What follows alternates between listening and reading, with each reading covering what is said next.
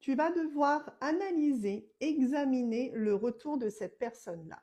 Si je te dis ça, c'est parce que pour moi, cette personne, c'est quelqu'un qui t'a beaucoup déçu. Tu as vécu une déception amoureuse, affective, à cause de cette personne-là. Et je ressens également que tu as fini par rebondir. Alors, je ne dis pas que tu as totalement oublié cette personne-là, mais en tout cas, tu t'es priorisé. Tu as lâché prise, tu t'es recentré et bien évidemment, comme très souvent, c'est à ce moment-là où on se sent mieux, où voilà, tout va bien, que la personne fait son retour. Mais si cette communication, si ce retour m'est indiqué comme devant être analysé, ce n'est pas pour rien, c'est qu'effectivement, tu vois, ici, il y a encore une notion de choses pas très claires autour de cette personne-là. Alors, moi, ce qu'on me dit par rapport à cette personne, c'est que c'est une personne qui est jalouse.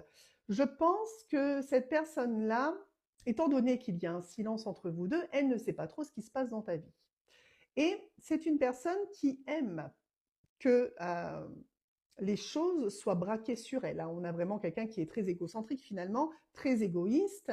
Et cette personne-là, ne sachant pas ce qui se passe dans ta vie, si tu es accompagné ou non, c'est vraiment une personne qui va revenir déjà dans un premier temps pour s'assurer que tu es toujours ouverte à cette personne-là. Là, on a vraiment une personne qui a envie d'être sûre que si elle veut de nouveau quelque chose avec toi, eh ben, tu vas te laisser aller avec cette personne-là.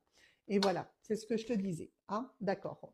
Ici, vraiment, on a une personne qui n'a pas une intention de revenir vers toi dans l'engagement, dans la stabilité. Non, c'est une personne qui revient vers toi pour se tranquilliser en se disant, bon, voilà, je me suis mis à distance, mais malgré tout, je suis sûre, enfin, je reviens pour m'assurer que tu le désires ou tu la désires toujours, et aussi pour éventuellement qu'il se passe quelque chose entre vous deux, hein.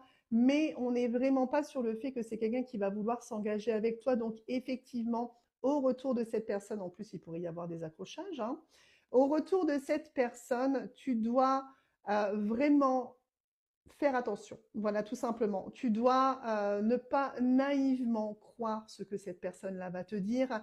C'est une personne qui a une tendance à la manipulation. Cette personne t'a fortement déçu avec son comportement et va le refaire. D'accord?